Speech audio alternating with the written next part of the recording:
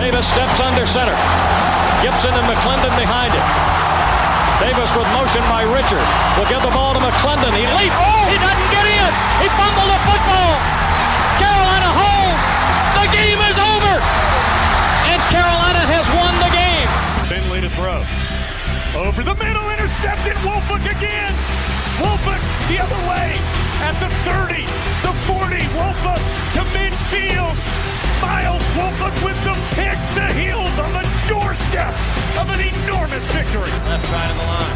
Hood standing to Williams' right. Williams gonna throw. One-on-one. Davis has it. Touchdown. Carolina wins. Carolina is the Coastal Division champion. Bernard fields it at the 26. Heading to the far side. Gio at the 35. Gio, he's at the 50. No, he's not. Yes, he is. Gio is going to take it for a touchdown. Are you kidding me? Connor Barth for the possible win. Snap, spot, kick away, high enough, long enough. It's good! It's good! Carolina has won the game on a 42-yard field goal by freshman Connor Barth. Good gosh, dirty! This is the Heel Tough Blog Podcast. Big Heads Media Podcast. Hey guys, and welcome into this edition of the Heel Tough Blog Podcast. It is the final edition of the 2019 season. This is the last time that we will officially touch on all things 2019 as we welcome you in to the awards edition of the show. Of course, we did the midseason awards at the middle, in the middle of the season during the bye week, and now we circle back around and we'll do the postseason awards. A lot of the same awards with a couple more sprinkled in there for you guys. So should be a very interesting show, and along to carry me and you guys through this all will be Josh Marlowe.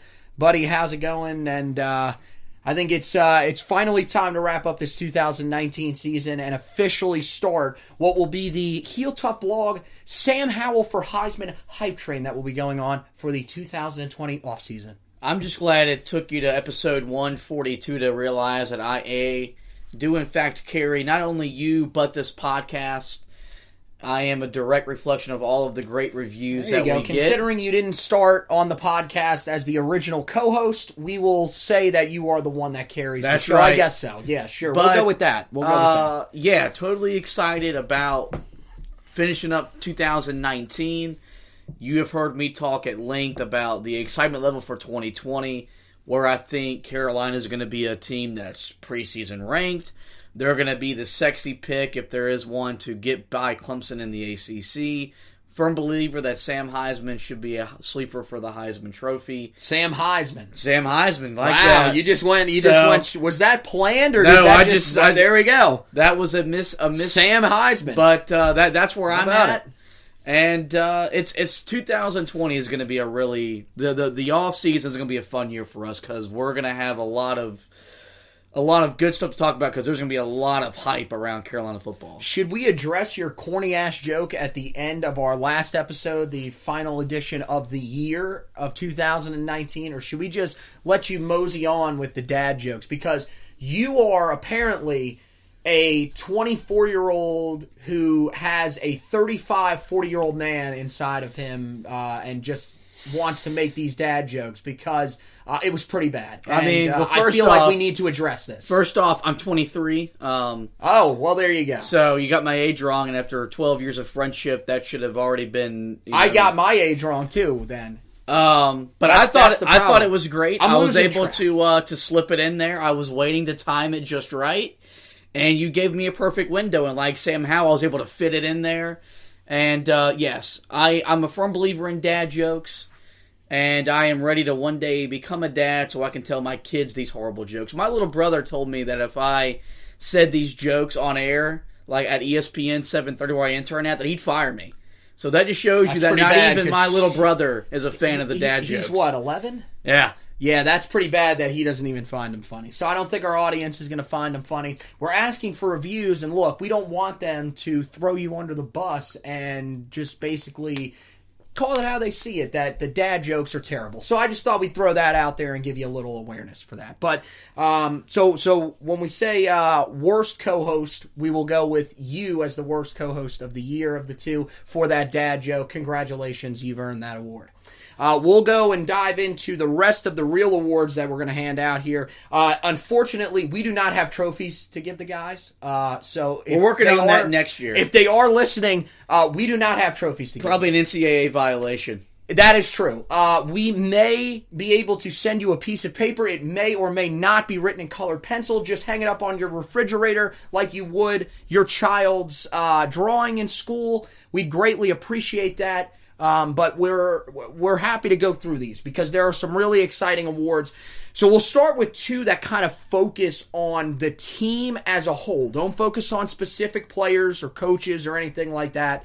And we'll start with the best game of the season. Now, we've had two responses so far, and both of the responses from fans have been games that were blowouts. So I think that this is one that can be interpreted in two different ways. Is this, I guess it's kind of how you see it. You can either pick the game where you thought Carolina played the best as a team and really just destroyed someone, or you can pick a game where Carolina played a really interesting game and found a way to pull it out. If you put a loss on the list, you're out. You're not allowed to listen to the podcast, plain and simple. If you say, oh, well, Clemson, that was probably the best game of the season. No, that doesn't count, okay? You lost to Clemson. Come on. So, but I think that there are some really good games that we could throw on here, but I'm interested to hear what you think and how you would interpret that for your best game of the season. I mean, the easy answer, of course, is Temple, the Military Bowl where Carolina controlled the game for 60 minutes. You can also look at NC State because the second half, they were clearly the better team and ran away from the Wolfpack. I was going to mention Clemson in this discussion because you took the number one team in the country, 60 minutes. But you lost. As 27.5 point underdogs. But you lost. But for me, the game for me was South Carolina. Okay. Because it was the opener. It was in Charlotte. Sam Howell's making his debut. Mac Brown's a return to the coaching sidelines. And it was everything that was against Carolina in that opener. They haven't won an opener against a Power 5 opponent in so Since long. 99. Yeah, I mean, it was just everything that was stacked against them. You had an SEC school, a South Carolina program, which Carolina hasn't beaten in the last, I think, 3 games that they played them in, that my memory serves me right. And they were down 20-9. So it was another one. Can they get it done in the fourth quarter? They made all the plays. I think that game set the tempo for the rest of the season, which although was up and down for a little bit, I don't know if this team makes a bowl game without beating South Carolina because they have the confidence to beat Miami the next week. You don't know. I think it was just a perfect way to start year one, part 2 under Mac Brown. It was a game that you and I were in attendance for. That's right. We did the pregame show out at Moo and Brew. We were with our good buddy Tanner. And it was just one of those games that, we left the stadium. And we're always proud after Carolina got beat, or when we see Carolina get beat, which has happened a lot in our time going to see football games. But this one just felt different for me as a fan. And so that's where I go. By the way, have to correct that. It was 1997, believe it or not. The last time that they had beaten a Power 5 opponent in the opener, Indiana. That was the last year that Mac Brown was there. That's right. I remember that now. Just a ridiculous statistic. Yeah, that's one that I had up there. I think Duke has to be up there as well just because of how everything panned out. It, of course, was a hard stopper, but for Chasserat to get the interception, beat a Duke team that you hadn't beaten in the last 3 tries that you had, I think that could be up there. Mine, I'm still going to go with the one that I had at midseason. I think the Miami game was the best game of the season because I know that you get out to the big lead, Miami comes back, but you saw against South Carolina this team fight back from a deficit. And you said, okay, well, you got a resilient quarterback playing in his first game. Is he going to be able to do it again? And you're going up against an ACC opponent in Mac Brown's return to Chapel Hill in front of a packed crowd at night.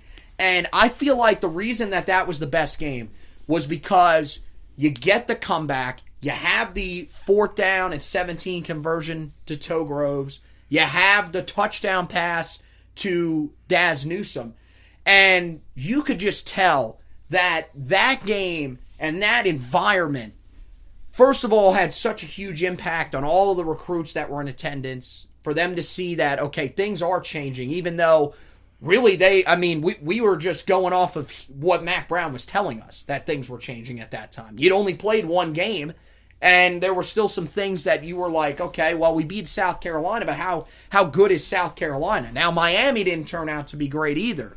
But I think that kind of set the tone for what the environment in Kenan Stadium was going to be like all year. Of course, outside of the Mercer game at the end of the year against an FCS opponent where it was raining, that was the only environment that really struggled, but that was a game that was also sold out. So if it wasn't raining, you would think there would have been close to a sellout, if not another sellout. And I think that was such a huge game for Carolina to come back and win the way you did, and for Sam Howell to start his career out with 2 straight unbelievable come-from-behind wins was just amazing. So that's the game that I go with. There were a lot of people that I know will want to say Temple, NC State, Georgia Tech was another game where Carolina played really well, but I think me and you kind of looked at it the same way about how we interpreted what the best game was. So we'll go from the best game to the best play of the season, and there were a lot of really good plays for Carolina this year. Some of the ones that stick out: the one-handed touchdown grab in Charlotte by De'Ami Brown. You had the Bo Corrales touchdown in Charlotte that gave Carolina the lead. You have the Daz Newsome catch that we just talked about, Toe Groves catch on 4th down in that same game, as well as just a bunch of other plays. I mean, look, Sam Howell's touchdown pass to break the single-season school record and break the single-season record for a true freshman in college football history. I mean, there's just so many different plays that you could throw out there. But, I mean, if you got to pick one play from the season, where are you going? I'm taking Chasserat's interception at the goal line against Duke to preserve that win against the Blue Devils, because how else could you go against that play? I mean, you heard from Mac Brown in the post game of that game that Jay Bateman said that this is a play they're going to run. So Carolina was prepared for it. They made the right play after pretty much giving Duke the ball game that whole entire drive, because they had multiple defensive penalties that allowed the Blue Devils to continue their march to the end zone after, of course, fumbling the ball at the goal line. And it kept Carolina alive for a lot of different things. It kept them alive in the race for the Coastal at that time. It kept them alive for a hunt to go to a bowl game for the first time in 3 years. And it secured your first win over the Blue Devils since 2016. The emotion in that stadium was something that we didn't really know how to handle, because we didn't believe what we just saw. Because we expected Duke to pretty much run the ball in and win the game, and we were going to walk out pretty mad. They tried to catch Carolina off guard. Chasserat made a play that just, defined his breakout season. And so that's the play you got to go with. Yeah, that's the one that I'm going to go with as well. I was trying to kind of avoid that, throw some other ones out there. But, yeah, that seems like the obvious one, because that's one of those ones that will go down in Kenan Stadium lore and will be looked back on as really the highlight of this season. I think some people will try to make the argument for Daz Newsome's catch, but I think just because it was in a rivalry game, it was as late as it got in the game, the fact that really it was very similar to that Pittsburgh game a few years ago when Bug Howard makes the touchdown catch. Just earlier in, not in that drive, but a little bit earlier in that game against Pittsburgh, you kind of felt like, okay, this game's probably over. There's not really a lot of hope left. And that was kind of how you felt in that game against Duke, like you said, especially when they got inside the red zone and they were moving the ball so quickly down the field. You were thinking, oh man, this is another one of those games that we had a chance and somehow it slips away and we're just not able to close it out. And that wasn't the case. Carolina gets one of the best plays that you're going to see from a defensive player in this decade. from Chad Surratt, and he ends up helping them get a huge victory. One that if they don't get, they don't go to a bowl game. Let's be real honest. They probably don't win 6 games. You're right that it would be a 4-game losing streak to Duke. Actually hadn't won since 15, the record-breaking game from Marquise Williams. That's right. Because remember, in 16, they lose the game at Duke, a game they should have won, a game they dominated, and somehow Duke was able to keep themselves in it all night and win. And then, that was one of those ones that kind of showed after you got off to an 0-2 start against in-state opponents and people were saying, okay, nothing's really changed against in-state opponents, it doesn't seem. That was one that kept the Tar Heels, as you said, in ACC Coastal in that race, as well as in hopes of a bowl game. And, got a huge win that I think really built some momentum for late in the season, especially in the rivalry game against NC State. I feel like they kind of looked back and said, hey, man, we beat Duke. We found a way to do it. Why can't we beat State? And that was a big part of why they were so successful in that one. So now we'll go to some of the more specific awards, which focus on people, not just players or multitudes of players. And we'll start with the coaching staff. And we'll go with who is the assistant coach of the year. I think it's pretty obvious who everybody's going to say, but maybe you'll surprise us with one here. You got to go Jay Bateman, right? Because look at the job he did with this Carolina defense in terms of their numbers, especially in the run game. They improved by over 60 yards per game in terms of what they allowed rushing from last year to this year. One of the best improvements in all of college football. And he did it with a defense that, after pretty much the month of September, was beat up the rest of the year, pretty much up until that bowl game. The secondary was a unit that pretty much every week you had guys dropping like flies, and he still managed to find a way to keep this defense, productive in terms of making plays. You look at what he did against Clemson. We didn't think any chance in the world we were going to slow that offense down. We thought if we were going to compete with them, it was because we would score with them. And he held that offense to 21 points. Clemson, of course, is playing for a national championship. So you just saw his ability to use strategy with lesser talent, less depth, but still keep his defense competitive. And it's why Mack Brown tabbed him as his defensive coordinator when he got hired. This is the guy I want. He's a guy that's rising in the coaching ranks. He showed us plenty of times throughout this year why he is that guy.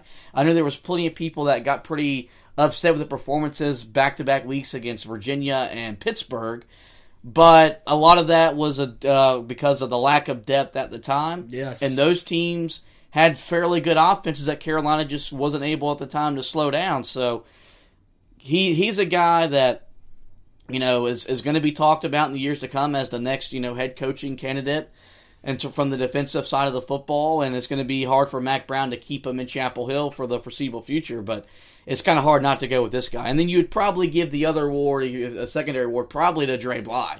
Because, the amount of corners he was juggling all year long, those two kind of go hand in hand with the coaching jobs they did. Well, yeah, I'm going to say Jay Bateman as well.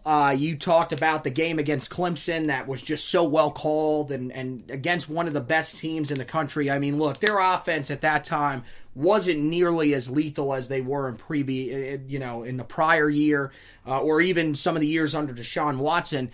They kind of got it together as the season went along, but still, you look, there was someone on Twitter during the playoff game the other night. They asked the question, how in the world did we slow down Travis Etienne? And that's a brilliant question. Your answer is that Jay Bateman knew what he was doing. He game planned for that. And, not only did you shut him down, look, they had, a couple of guys in the receiving corps that had decent days, but it really wasn't until late. This Tar Heel team did a great job getting pressure on Trevor Lawrence in that game. And, you could say that, look, some of the guys really just stepped up. But Jay Bateman had a great game plan coming into that one. The other play that you go back and look at is the one that we just talked about for best play of the year. you have got to give him credit because he was a guy that went back and had watched some of the film and saw that play ran against them when he was at Army. They'd run it a couple other times too, and he told Chaz Surratt to be prepared for that at some point. And when they got down near the goal line, I think he pointed that out to him when the Tar Heels came to the sideline. He made sure that he realized that, and they end up getting the interception to seal what was a huge win. And the best thing about Jay Bateman is look, while he did come in and establish his scheme, one of the best things that Jay Bateman does that I just don't think a lot of people really realize, unless you're really watching with close eyes, is Jay Bateman really adjusts to what and who is on the field.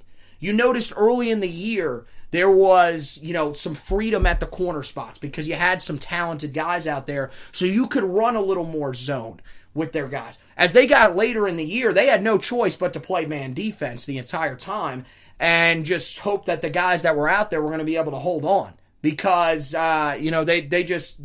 they had to throw guys in there that really weren't all that experienced in all areas of the secondary. He dealt with depth about as well as he could. I mean, he had guys that bought in and played over 1,000 snaps on the defensive line and at linebacker. And then one of the other things that you noticed late in the year was when we saw the corner depth get so thin, they really couldn't use a nickelback. He found a way to adjust what he did with Miles Dorn and Dominique Ross to still be able to take away slot receivers and not let them kill you the way that they would have been able to if he would have just kind of stuck with his system and said, we're just going to run this. So that's kind of where Jay Bateman is a little bit different. Some of these defensive coordinators, they'll come in and say, look, you have to buy into my system 100%. You have to find where you fit in my system or we're not going to use you. That's not really how Jay Bateman runs things. He'll adjust his system a little bit to be able to sort of adjust to the guys that are on the field while at the same time still keeping the same principles that he wants in place. That's why he's such a great defensive coordinator. Like you said, he's going to be highly heralded, whether it's as a defensive coordinator by one of these bigger programs that's looking for one because their defensive coordinator has moved on to the NFL or head coaching job or has possibly been fired. One of those big jobs is going to be looking at him, and then there will also be some head coaching jobs. So it'll be interesting to see, if the athletic department is true with what they originally said when this staff was hired. We're going to do everything in our power to make sure that we keep all of these guys in place. I think you're right. Dre Bly was the other guy that I was really thinking of because he, throughout the year, had to really just every week was coaching up different guys that were going to be starting for him because there were just so many injuries. And to have guys out there like DeAndre Hollins, who was really pretty much an exclusive nickel corner throughout most of the offseason, to turn him into an outside corner that was serviceable, to be able to show a lot of growth from Storm Duck and help him become what he was by the end of the year, really just speaks a lot to him. And then the other guy that I thought we could definitely recognize, Robert Gillespie has to be recognized as well because you look at the running game and how much it changed this year. Great, by the way, I want to say great job by Mac Brown keeping him on the staff. That was one guy that I said when they were making all the changes to the staff, they have got to keep him around because he's a great recruiter, but two, I thought he did a really good job a year ago with the guys that we had. And this year, with the guys almost fully healthy, you had some times where Javonte Williams was on and off the field with injuries, but Michael Carter was able to stay fully healthy, ran for over 1,000 yards, almost 900 yards on the ground for Javonte Williams. Both guys over 5.5 yards per carry. And then you had Antonio Williams, too, who filled into that third role extremely well. I think he has set this unit up to be very successful going forward, and that's in large part because he is there and he is able to really push this group in the right direction and keep some of these guys bought in because look, I mean, Antonio Williams, when he was placed further down on the depth chart, could have just been like, I'm going to look to transfer and see if I can't find some playing time somewhere else and, finish out my career the way I wanted to. He was able to, keep him bought in and, tell him, look, you are a third running back, but we're still going to use you. And you saw late in the year that really paid off for the Tar Heels. So yeah, I think he's got to be up there. He would have been my guy if I'd have went on the offensive side of the ball, because the running game was just drastically different from what it was last year. I know it was a different offense, and the running game was more prioritized, but you got Michael Carter over 1,000 yards. You had Javonte Williams on pace for 1,000 yards before the injury. And Antonio Williams was a guy that when you had teams worn down in the fourth quarter was able to break off big runs. He found a good way to keep all three guys invested, depending on their snap limit, and found a good way to incorporate them into the running game. And all three, that after the Duke game, they, I guess, were able to firm, and that we started pushing that we had the best trio of backs in all of college football, is what Mac Brown would say in his PC. So I'm interested to see how that position continues to grow under his leadership. Like you said, one of the better recruiters that was already on the staff that you had to keep for the recruiting class that Mac Brown was trying to bring in last year. And really big part of Carolina's offensive success under Phil Longo. So, Phil Longo, okay, we'll just touch on him really quick, and then we'll move on from the coordinators. I mean, I don't think that he would be a lot of people's pick, because I feel like a lot of people were struggling with the fact that they weren't scoring in the red zone for much of the season. Really picked that up late in the year. But look, I mean, he still deserves some recognition for what he did. I mean, I don't think anybody's going to put him as assistant coach of the year. I think that's going to go to Jay Bateman in most people's minds. But still, this offense finished averaging 33.1 a game, which is 28th out of 130 teams this year. And at the end of the season, got all the way up to averaging 474 yards per game.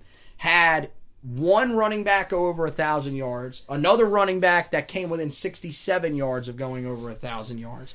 And then you had two wide receivers that reached the 1,000-yard receiving mark, the first time that the Tar Heels have ever had two receivers reach that mark in the same season. So he deserves some recognition. No, I mean, we were very critical of him midseason for some of his play calls, and especially in the red zone. And we were justified at times, because there were times where that was what was costing Carolina games. But he adjusted it late in the season, and this offense became such a great unit at the end of the year that he deserves to be pointed out here. Yeah, I mean, look, we knew when we hired him he was going to put up a ton of yards, because that's all he's ever done.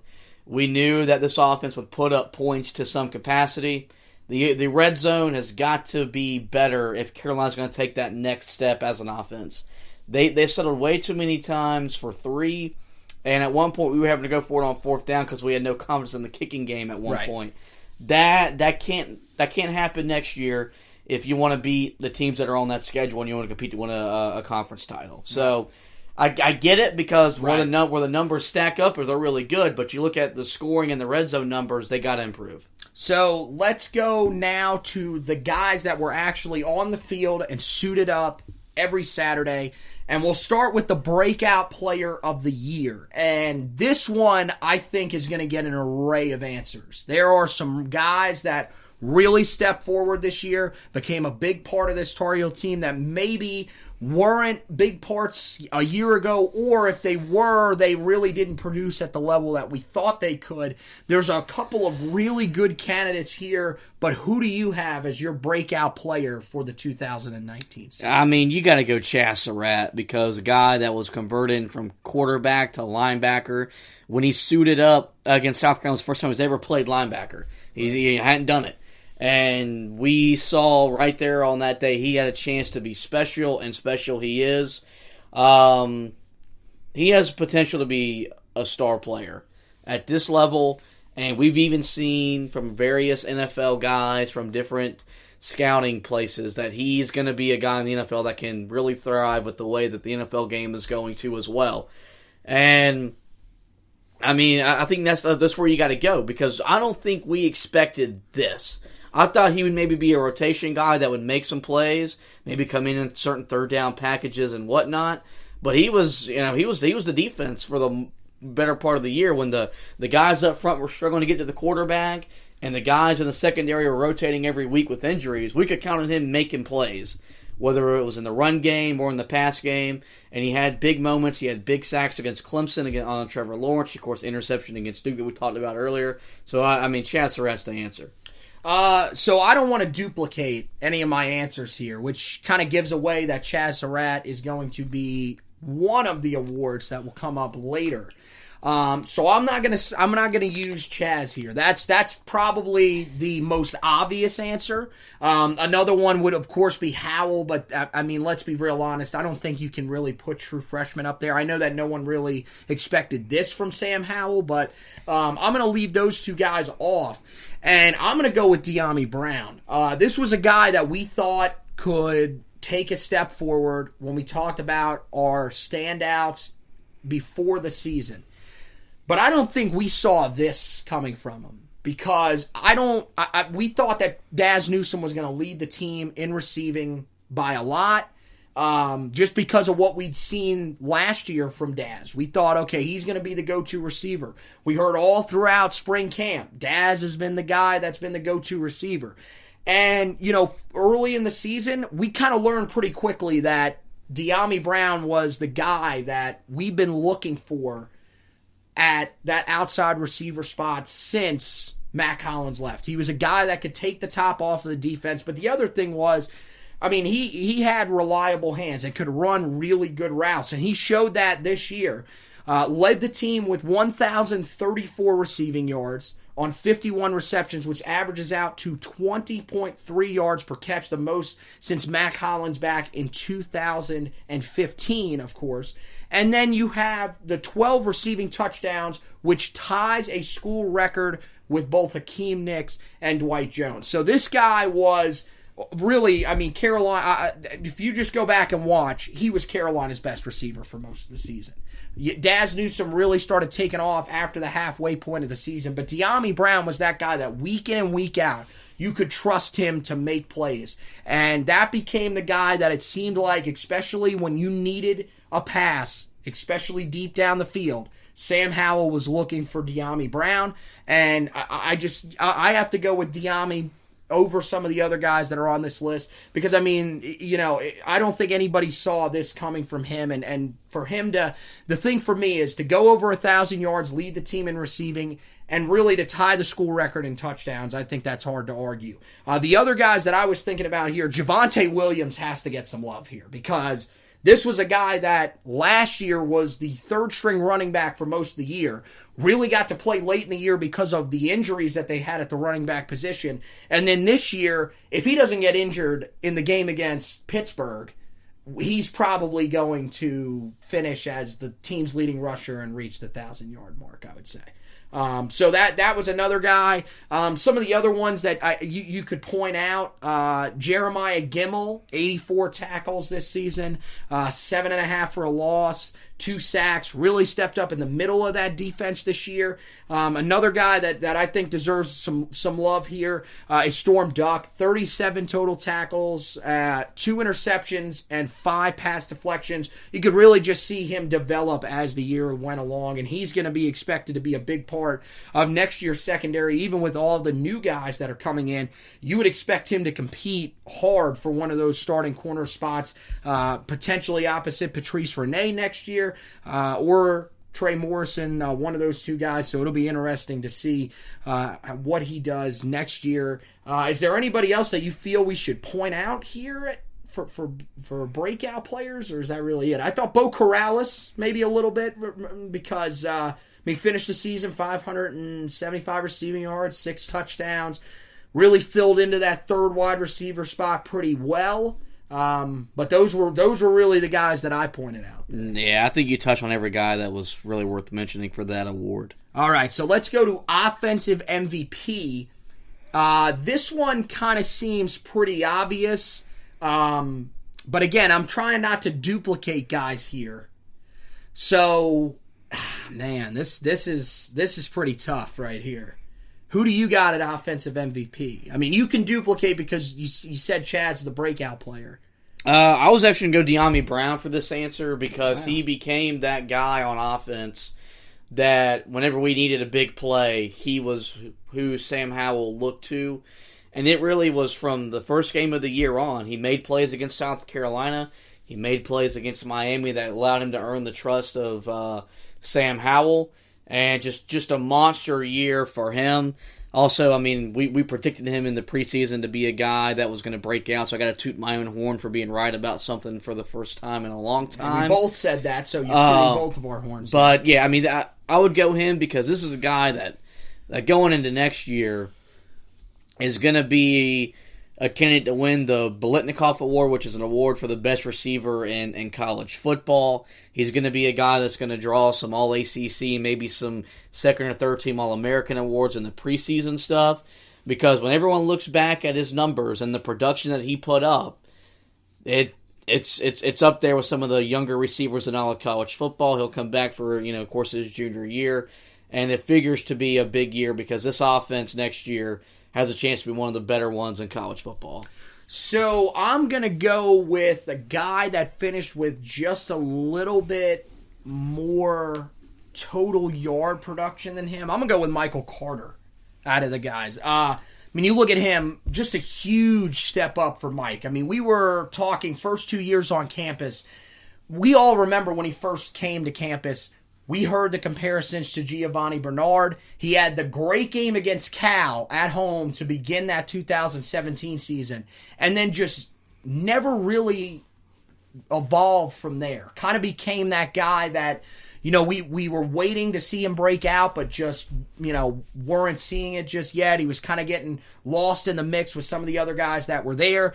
This year with Jordan Brown gone to Kansas State, he was looked at as the guy that was going to have to really take over a good amount of the snaps, but a lot of people thought he was going to split him with Antonio Williams to start the season. He came out as the starter in the game against South Carolina, really played pretty well in that game, and it kind of continued the rest of the year for him. Finished the season with 177 carries for 1,003 yards.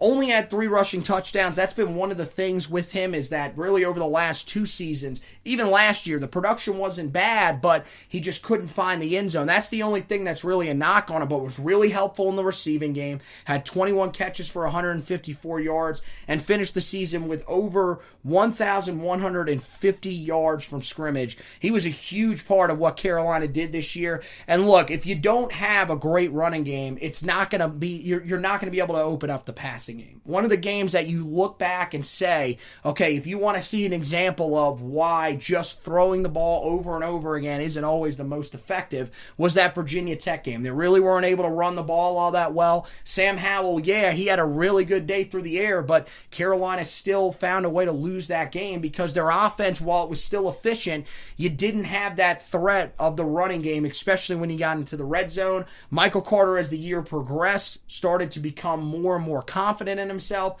and that really paid off down the stretch, and that's the reason why he finished as successfully as he did and got over the 1,000-yard mark, something that at midseason we were kind of questioning if he would be able to reach there. We knew Javonte Williams was going to have a real good shot, but Michael Carter with a fantastic finish to the season, especially the final 3 games of the year. That's what led him to such a phenomenal season, and that's what lands him as my offensive MVP. So the defensive MVP, I think this is going to be your duplicate guy here. Who do you got as the MVP of the defensive side of the football for this year? Yeah, it's going to be Chaz Surratt because he was the heart and soul of this defense from game 1. You can maybe make an argument for Aaron Crawford because whenever he was active and was being a guy that was making plays, his defense was very good. Right. He was very good against Clemson. He was very good towards the ends of the year when you saw this defense really step up its play. But, I mean, look, Chaz is the guy. I mean, I think he led the team in tackles or was second in tackles. First in tackles by a mile. Had forced interceptions. Mm-hmm. Just a guy all over the field. And I mean, look, the story. I'll never get over the fact that this is a guy that we saw playing quarterback, and is then playing linebacker. And I'll always think about that. Right. And so he's the MVP, and we're hoping and praying that he comes back to lead this defense for 2020. Yeah, well, I mean, you couldn't have put it better any other way. That's how I see it as well. I think that there's a good argument for Aaron Crawford, best interior run defender in the country according to Pro Football Focus. Finished with 50 total tackles, 9 tackles for loss, and 3 sacks out of his nose tackle position. So a guy that was really just a workhorse when he was on campus. And, when we talked about our all-decade team in the last podcast, I put him on my all-decade team as my guy in the center of my defense because I really feel like he had that big of an impact, and that showed again this year. Chaz is just on a different level. You talked about it. To move from linebacker from quarterback to linebacker, and this was a guy this was not suggested by the coaching staff. He wanted to do this. He wanted to challenge himself and see if he could make it work. And I remember going all the way back to the spring, the first week that he was at practice, and they said, he's showing some positive signs, but again, he's a quarterback playing linebacker. How much can we really expect from him? And then we hear before the game against South Carolina that he's going to have to start because we're not going to have Jonathan Smith due to, some of the off-the-field issues he had in the classroom. He's going to be suspended. So we're going to have to put him out there. We're going to start him, and we feel like he's shown us enough. And at that time, we were thinking one of two things. We were thinking, one, okay, we've got a former quarterback that's coming in to start the first game of the year at linebacker against an FBS team in South Carolina that people were expecting to be pretty good this year. And two, we don't have any depth behind him at all. There's no sub for him. So he's pretty much your guy. You got to roll with him. We're going to have to find a way to make this work. I'm assuming that if you go back and listen to the pregame show that we did out at Moo and Brew, it would not have been what we would have expected. But look, I mean, he was phenomenal in that game. I mean, I remember we were sitting in the stands and we just could not get over the fact of how well he played as opposed to everybody else. Because remember, that first quarter of that game against South Carolina was not our best showing defensively. There were a lot of guys that were struggling to tackle. Chaz Surratt was the one guy that was showing up consistently, and that took off the rest of the year. 115 total tackles, easily led the team. 34 tackles ahead of the next guy on the list. 15 tackles for loss and 6.5 sacks. The 15 tackles for loss led the team. The 6.5 sacks finished only behind Timon Fox for the most sacks on the team. Of course, the interception, he only had one on the season, but it was the extremely important interception that we talked about earlier against Duke, and had 2 pass deflections. He was a guy that just kind of did everything. And, if you want to watch what I thought was his best game, go back and watch that game against Clemson, where one of my favorite terms that everybody uses, he was playing with his hair on fire in that game because he was everywhere and going up against one of the better offensive lines in the country. Every time he blitzed, still finding ways to go in there 100 miles an hour and find ways to get after quarterback Trevor Lawrence. The other guy that I wanted to point out here that I think has an argument, but I would give Surratt the edge over. Miles Dorn has to be talked about here because you look at all of the injuries that were suffered in the secondary. This was the guy that was your senior leader coming in anyways, him and Patrice Rene. He finished with 83 total tackles, 4.5 tackles for loss, 2 interceptions, 6 pass deflections. But my thing is, he played so many different roles this year. Early in the year was that typical free safety that would occasionally come up and help you in run defense. But then as the year went on, this was a guy that literally had to transition into basically being a full-on man coverage safety at times against slot receivers because you had so many injuries that you didn't have any nickelbacks available that you could put in. He had to shift everything that he did, become this guy that could cover in space and make plays on the football. And I thought he did a great job of that. It helped when Don Chapman came in because that took a little bit of the pressure off of him on the back end and allowed him to sort of focus on coming up in the box, taking away the run, which he was a little bit better at than I thought Don was early on in his career. Don, I think, will eventually get there, but Miles Dorn was just a do-everything type of guy and really deserves to be pointed out and get some recognition for what he did this year for this Tar Heel defense. So, We'll finish it up with our overall MVP for the 2019 season, and I'm pretty sure that we have got the same guy. He has already collected some hardware from the ACC, and we will not be able to send him some hardware here, but if we were able to, he would be collecting the biggest trophy, I'm assuming. Yeah, the MVP for this football team, Sam Howell, and there's not close, and then there's whatever you want to call this. What he did, severe landslide as a true freshman, blew everyone's expectations out of the water. We thought he was going to come in and be productive and give Carolina a chance to make a bowl game. Don't think we saw him breaking numerous records for freshman production. This is a guy that had Carolina in the running to win a coastal championship late into November. And it was solely because of his arm. Because, you throw for well over 30 touchdowns. He wasn't making freshman mistakes in terms of interceptions. Went toe-to-toe with Trevor Lawrence in the end of September.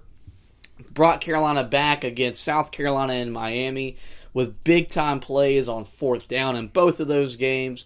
The kid, just shows that he's got the it factor. He's got moxie. He's got poise. Nothing phases him. And I could go on about the praises. Just getting started, yeah. That I can say about slinging Sammy Howell. I already called him Sam Heisman earlier in the show, so I'm a firm believer that he deserves to be a candidate for that prestigious award for the rest of the time he's a member of Carolina football.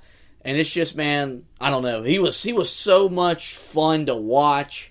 Week in, week out, making ridiculous throw after unridiculous throw. And, like you mentioned, already got some All-ACC awards.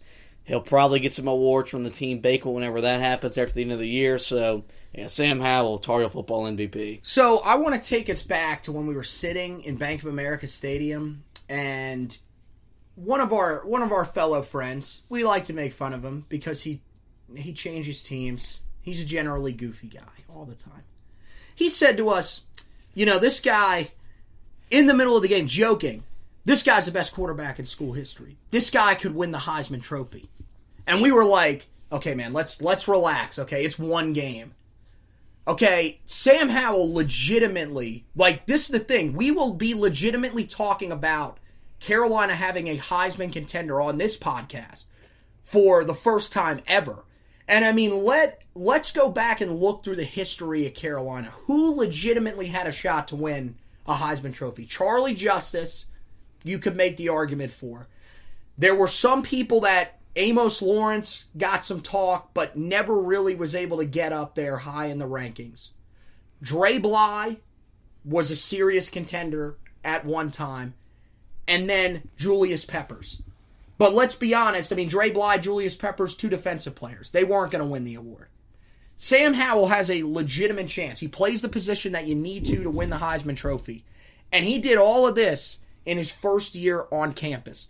You look at all of the statistics. 3,641 yards passing, second in school history, trailing only Mitch Trubisky from the 2016 season. His 38 passing touchdowns, easily the most in school history, easily the most among true freshman quarterbacks in NCAA history. And I believe he actually did set the freshman record with 38 in the bowl game.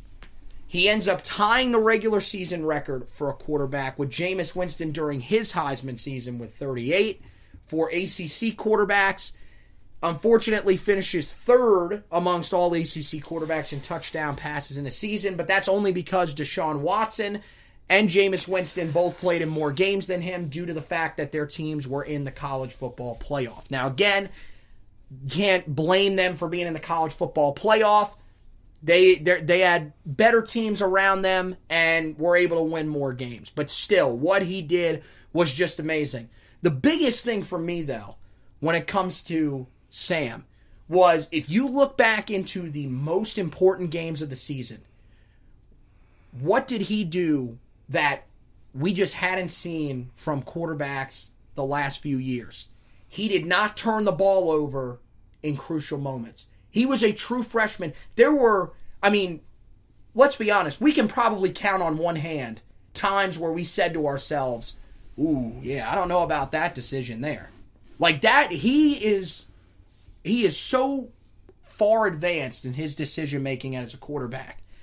And that's just from the amount of film study that he puts in, and we've heard this from the coaching staff. He's a film junkie. He's a guy that is always wanting to get better. He's a guy that when you talk about it, we were talking about this the other day. When you talk about guys that love football, Sam Howell loves football. There is no doubt in my mind about that. And that's why he is as successful as he is. It's only going to go up from here, you would hope.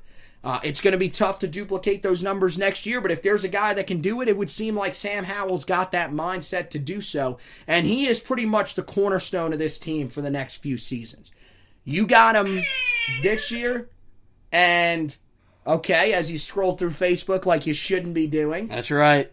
As always. But, yeah, I mean, if you want to talk about a guy that, we've talked about program changers before. This was a team that was 2-9 a year ago. If Sam Howell is on this team, there's no way this team finishes 7-6. Yeah, no, not even close. That's why when Mac Brown was hired, the most important job he had was flipping his recruitment or commitment from Florida State to Carolina, and did it in a week. Yeah, did it in a week from when he hired Phil Longo. Amazing. And it's something that when we look back on Mac Brown's second stint here at Carolina, we're going to look back at that decision as why Carolina got to where they are going in the future. Because it only takes one guy to change everything. And Sam Howell he's that guy. Unless something just happens and he doesn't get better or something like that, this guy is going to break probably every passing record in the history of the program. Right. He's going to threaten some ACC records in only 3 years, because of how much he did already as a freshman. That's us just thinking that he's definitely going to go to the NFL as a junior. Again, there's no guarantee because we've seen guys that have said, no, I'm going to stay another year. It depends on what the draft looks like the year he's coming out, where they're going to project him. But yeah, you're right. I mean, you look already, if you just project ahead, this guy could smash some records. Look, passing touchdowns, believe it or not, he is already within 30 of the program record. If he duplicates this year, he'll break the program record in 2 years. That is ridiculous to think that you could have a guy that would be that productive that quickly. And here's the thing. Not only is it us that is seeing this, you've had guys all throughout the season that played quarterback here. Brent Renner made comments on social media about how great Sam Howell was. Marquise Williams always on social media saying how special he was. So you're seeing it from guys that have been around the program. They can tell you right now that this is a next level guy, and that it would only seem as if he's going to get better going forward. And we're going to learn a lot about him real quick next year when you go and face what we would think would be Mackenzie Milton and Central Florida, although they might go with Dylan Gabriel, who had a good year.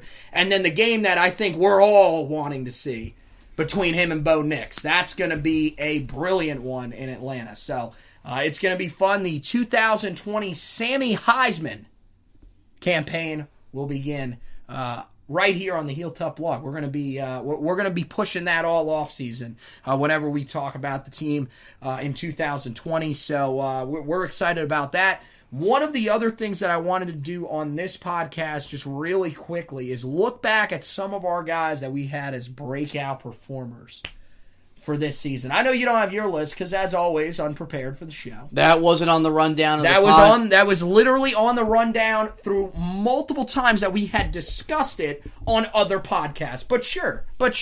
So we both had De'Ami Brown. We've rang the bell on that. A guy that tied a single season record for touchdowns in a single season by a wide receiver. Of course, led the team in receiving. We kind of all knew that. But I had Jeremiah Gemmel on there. I believe you had Gemmel on there as well. We were pretty spot on about that one too. Played and started every game for the Tar Heels in the middle of their defense. Finished as the second leading tackler on the team. Really took a huge step this year. I had Jordan Tucker on my list. He had a fantastic season opposite of Charlie Heck at right tackle. was pretty much what we expected him to be this season, and I thought for the most part did a pretty good job. Is only going to progress next year. May end up being the guy that will have to take over for Charlie at left tackle.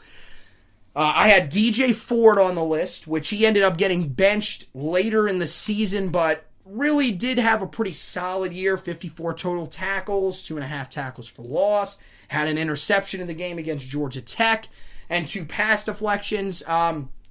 Became a pretty big guy as both a rotational safety and at times rotating in at nickelback. Was really a nickel early in the year and then had to move to safety pretty much full time after the injuries to both Miles Woolfolk and then Cameron Kelly in consecutive games. So he ended up taking over as the starter at strong safety and eventually was replaced by Don Chapman, mainly because Don Chapman is just a really, really good player. And then the other guy, this is the one reason that I wanted to do this, because I thought, there were some guys on the list that were pretty bold and that ended up working out. There were also some guys on the list that were pretty bold that didn't end up working out. Chris Collins is my one that did not end up working out. The outside linebacker who played a pretty decent role a year ago as a rotational guy in 2018. Played a grand total of 0 defensive snaps this year on for the Tar Heels defense.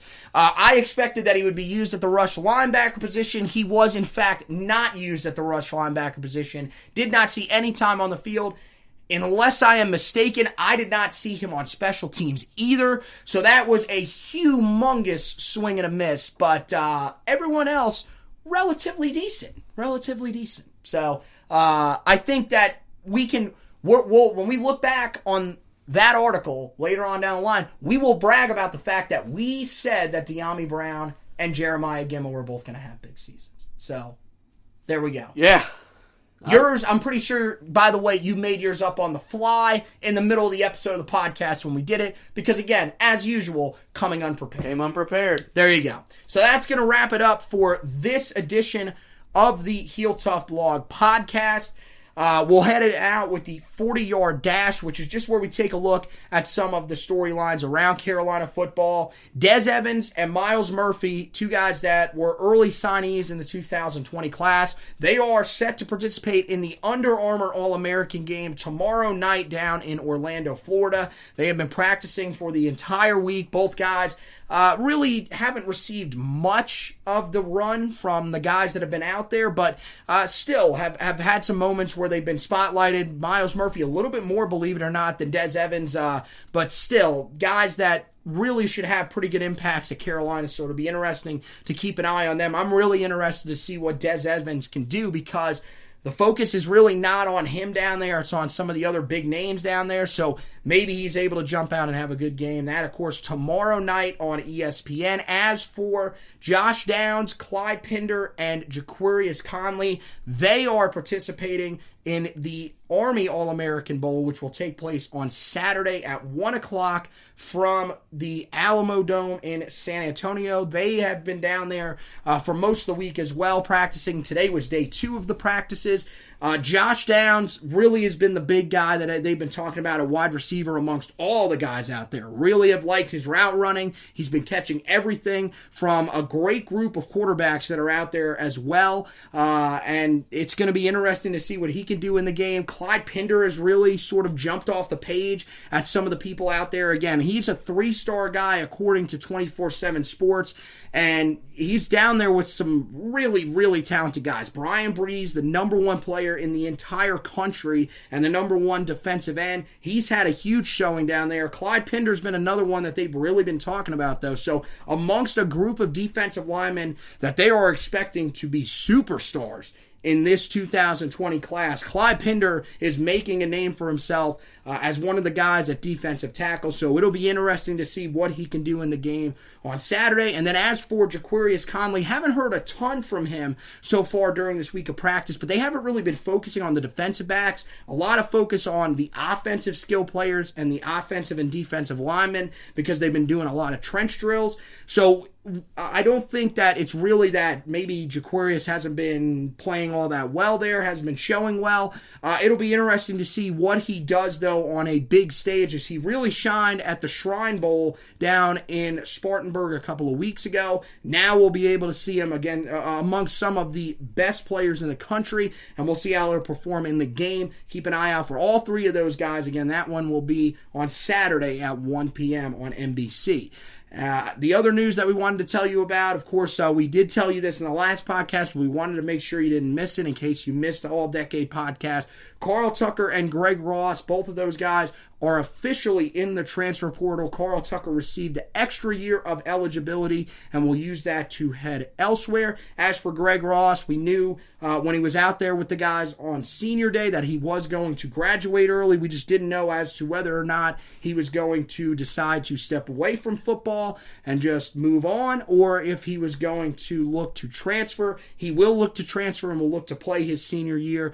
So both guys will not be with the Tar Heels next year, but we wish them the best of luck. So that does it for this edition of the Heel Tough Blog podcast. Make sure you go and check out all of the old editions of the podcast, including the one we did just before this, the All-Decade Team. That was a really fun one where we go back and give you our complete all-decade team, from the offensive players to the defensive players, even the special teams players. We give you our first team nominees for that, and there are some really good discussions that we have in that edition of the podcast, so make sure you guys go back, check that out. It was a really fun edition, so I think you guys will really like that. Also, make sure that you give us the guys that you think should win these awards and your all-decade teams. You can submit those to us on Facebook, Heel Tough Blog Facebook page. Just search facebook.com/Heel Tough Blog. Make sure you like and follow the page there as well, so that you can keep up with everything that we're doing.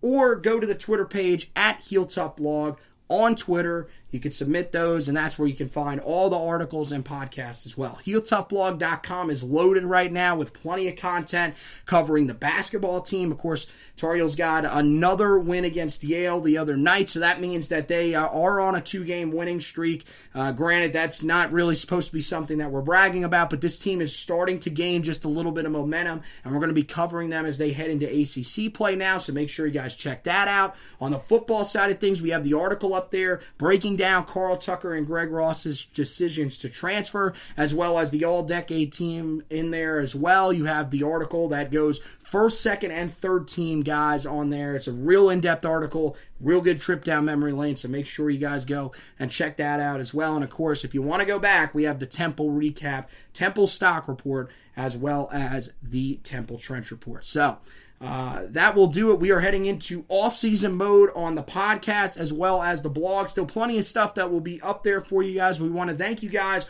for hanging around with us during the 2019 season. It's been a really fun season, and we are extremely excited about what 2020 holds for these North Carolina Tar Heels. So thank you once again for listening, and as always, go Tar Heels!